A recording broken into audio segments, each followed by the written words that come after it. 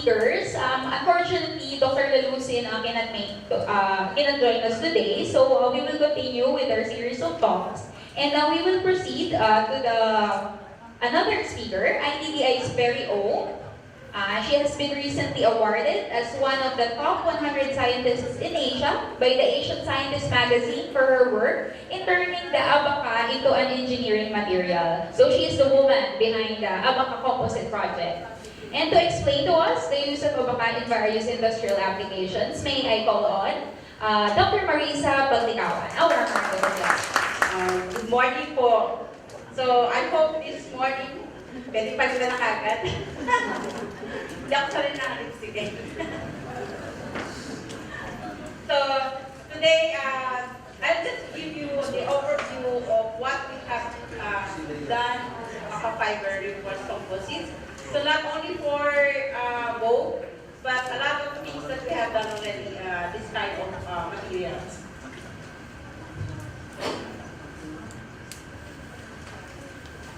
Of course, I'll just give you some scenario about the composites in the industry. So normally, we know that these are used for glass fiber or fiberglass. And generally, it has some problems. It is very difficult to break down or reuse or recycle. So that's one of the issues. And to produce a glass fiber, we need high energy consumption. And during the processing, there's some catalyst problems. And of course, there's an issue of carbon dioxide. So in that way, we have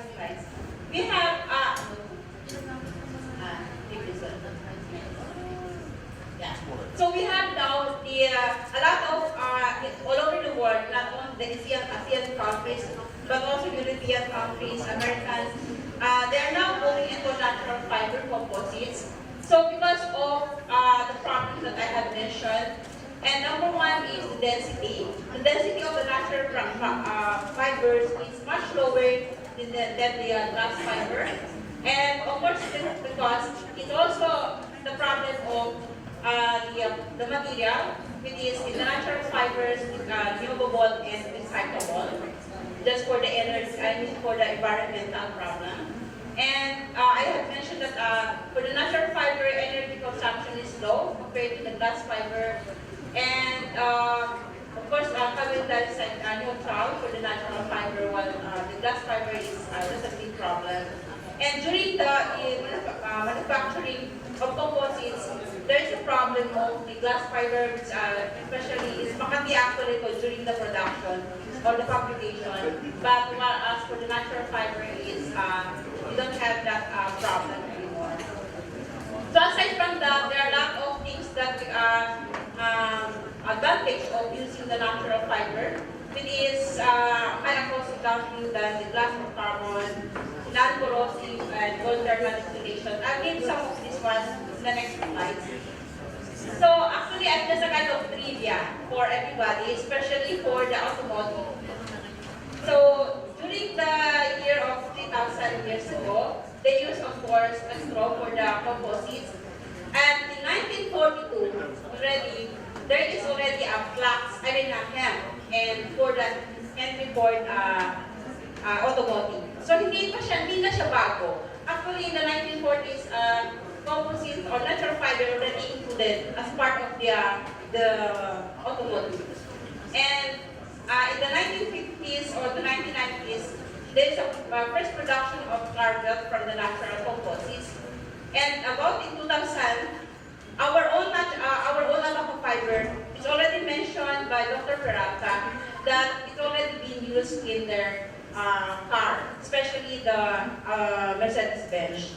So actually, this is our motivations. That's why we were able to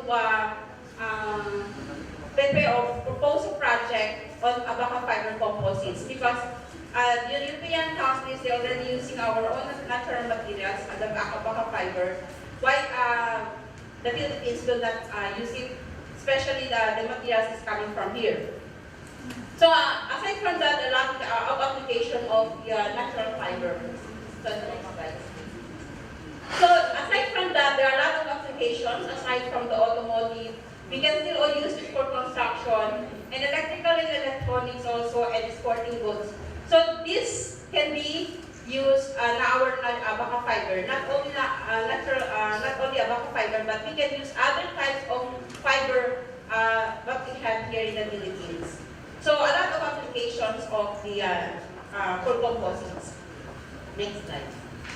So here I just have to show you what's the difference between also in terms of the strength. Of course, when we're talking about composites, we'll be talking about the strengths, the mechanical properties. And aside from that, here, we show it here the natural fiber and the glass fiber. So, just comparison of the two. We could see that, especially the density, the weight, the price, the recycling, and the energy consumption is overpassed by the natural fiber. So, except that the tensile strength. But it's not as very low compared to, I mean, we can still play around how to improve the tensile strength of the natural fiber for different applications. On the other side, it's a different types of natural fiber. What we have here is Abaca, flax and hemp in other countries, jute and sisal. So you can see also that the blue one, though we still have the very modulus and also the tensile, except a little bit on the density, because the density of the Abaca is about 1.5. The others type of natural fibers is 1.4 or 1.3. So not that much. I mean, compared to the density of the glass fiber is about 2.5 density, whereas the natural fiber is about 1.2 to 1.5. In our case, the Abaca is 1.5. So still we can cope up the properties of the, in terms of the versus of the natural glass fiber. Next slide. So why we use Abaca? So, of course, there are a lot of already mentioned that we are the first producers of Abaca in the whole world. Second by, I think, Ecuador. But it is also one of the best. Abaca is also one of the strongest fiber. It has high tensile strength and tensile modulus. It also is stable up to 250 degrees centigrade. And usually, because they are used for roofing in marine, so this provides resistance to salt water. Next slide. So here I have taken this one from the website of the Philippines. They have kind of Abaca Productions. I think they already mentioned some of them that they have a target for expansion and rehabilitations. So starting from 2018 up to the 2022, they want to increase the production by additional hectares to plant the Abaca. So that means there's a growth in the production of Abaca. So there's program here that as of 2019, about 79,000. Because I think it's a total from all over the Philippines. Not pertaining to one site or one location to location. So it's about 79 metric tons, and they are projecting it in the 2022 about 2016 metric tons, because they are planning in the 20,000 there will be additional Abaca plantation in the region 5, 7, and other regions in Mindanao. So it's not they are planning not only in the northern part like Bicol, but going down to the Mindanao. So then I have taken that one from the website of the So the last one is the one we have introduced, the new modern way, is using vacuum-assisted VRTM. Here is quite different because you need to lay up all the fibers and then inject or infuse the resin. So unti-unti siya nalalagyan ng nawewet yung fibers. So in this case, we can really improve the much lower amount of resin that we can use. And so it's more of fibers. So yun yung pagkakaiba nitong process nito. And They have also have taken also the properties of this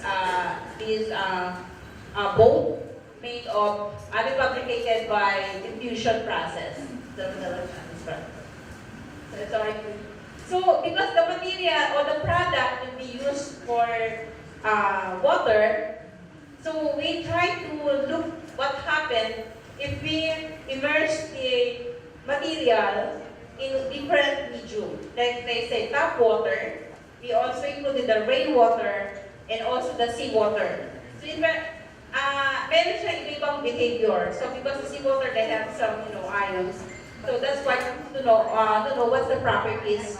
If we infuse this, if you immerse that one in a water absorption, in a water different medium. So I just encircle here. The point of the hand lay up and they have two different ones for the hull. The hull is the one really immersed in the submerged in water, while the deck is on the upper part. So still in case of rain, so ano yung magiging behavior niya? And we could conclude here that actually the vacuum, I cannot understand why it's also very high water absorption. So we're not, we're only here in this case, we conclude that only the hand lay up and the vacuum diffusion is quite very,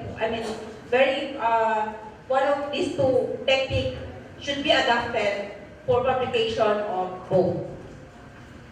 So, I think in terms of mechanical strength, in terms of the water absorption. Of course, this will not be like this.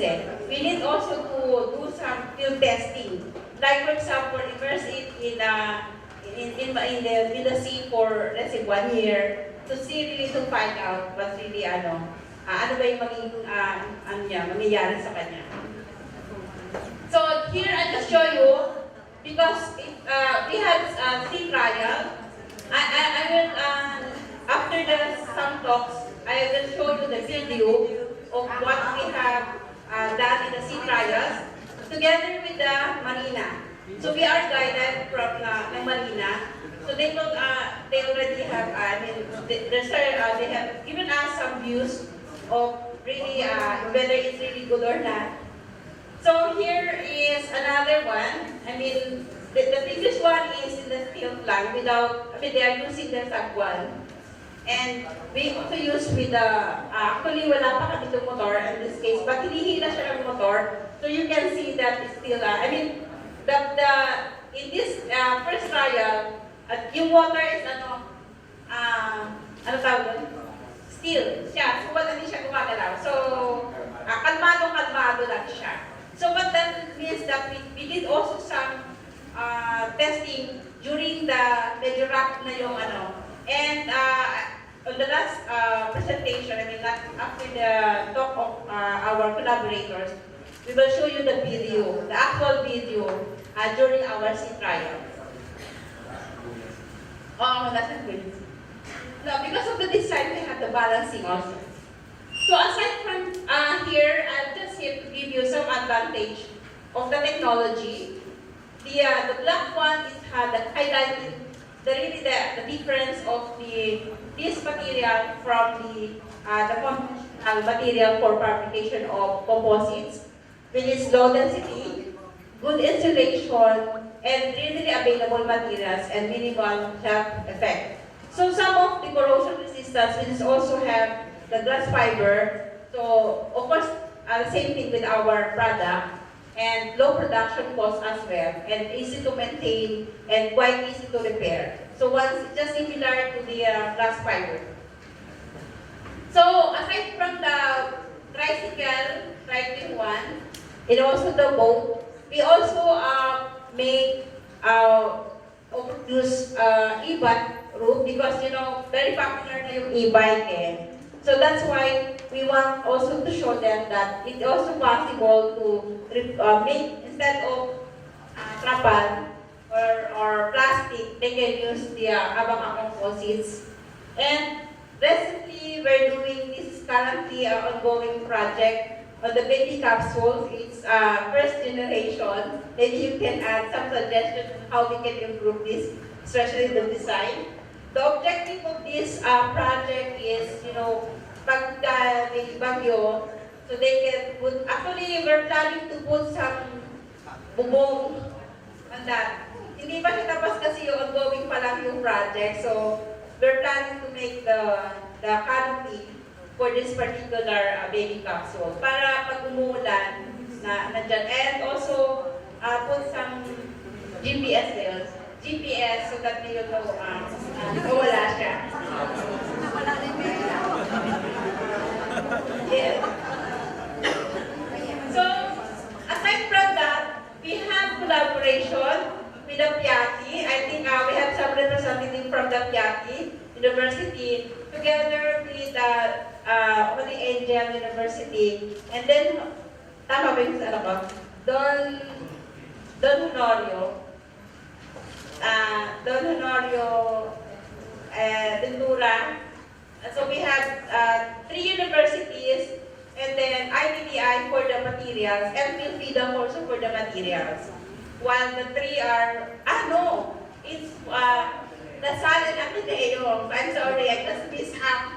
So, without that, because it's unmanned aerial vehicle, which means UAV, or sometimes we call it drone. So we have collaboration pala with PIATI with the design, I think, no? And then for the electronics and sensor, Ateneo, and then the Lasal is controller. So yun yung 3 universities, while the materials will be from the ITDI and also the Philippines.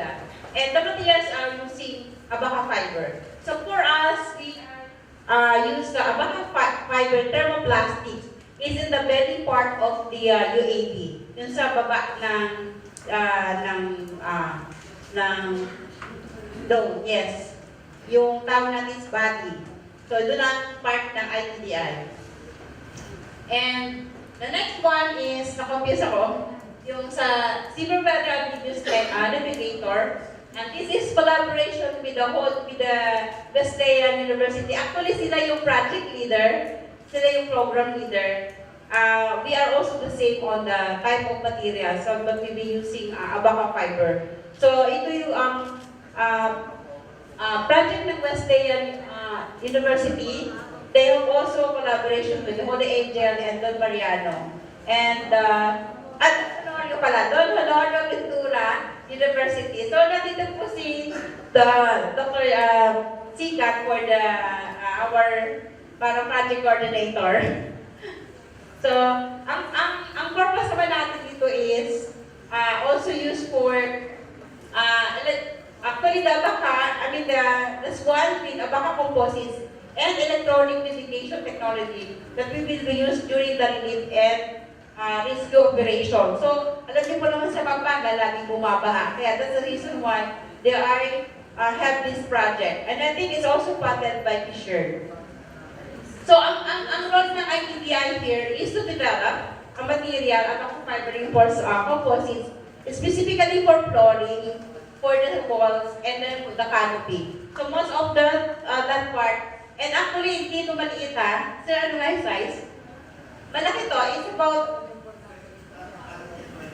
ang capacity is, I think, is 20 persons. So, mas malaki talaga siya. So, kaysa dun sa ginagawa namin. And this can be used for land and also for the water. So, yun yung ano namin. So, aside from that, I mentioned, we can still have a lot of improvements of a lot of applications that can be used Abaca fibers. So, pwede sa roofing, light diffusion, simply tank, aquaculture, a lot of things that we can develop here. And we can use our own Abaca fiber. So, I just want to mention some of our team, Abaca, because I call them Abaca Bold team, especially for the Abaca. We have also Dr. Blessy Basilia, we have Carlos Imulaga, and Juana and Siron. They're also they're also doing some part of with us. And we have something on the especially the manufacturing side, and then the testing. Adelaida and her staff. of course, this will not be, would be successful if we don't have also the assistance of Ma'am Nelia, especially included here the Chowpi and Badet. And meron din kami accountant na si Mary Jane Enriquez. So these are the part of the Abaca Boat team. And of course, this is quite important. I have to acknowledge na dito sila. So I want to acknowledge the TAPI Technicum or the TAPI DOST for giving us the financial support and the Fisher for monitoring the projects. And of course, if we don't have also the stonework, our collaborator for this will not be able to come up the real product. And with the assistance of the standard and testing divisions for the testings and properties, determining the properties of the product. And of course, the Maritime Industry Authority, although parang wala sila dito because, may marami daw problem yung Manila ngayon because of the recent na nangyayari before. So, but of course, they have done, they give us some inputs on, especially on the sea trials. And the Laguna and River Management Systems were guiding us dun sa sea trials. And we will also next, we will have still more of the sea trials here. And we are connected with the Coast Guard of the Pasig City. And of course, I'd like to also to mention, during the preparation of the, pagpihi ka ng funding, you need also some technical evaluation and marketability evaluation of the panel. So I'd like to, because without them, this also project will not be pushed through. And lastly, the technological services division, I'd like really to acknowledge Ma'am Nelia, because this is also a very good part of the, because we want to know where we are. I mean, we also want to know the gaps. Because we develop the material, the product, but we don't know yet really if it is, yung gap between the materials and the next one. We have the technology, but it can be sustained. So actually, this is the reason why this is the main objective of this stakeholder meetings. So thank you very much.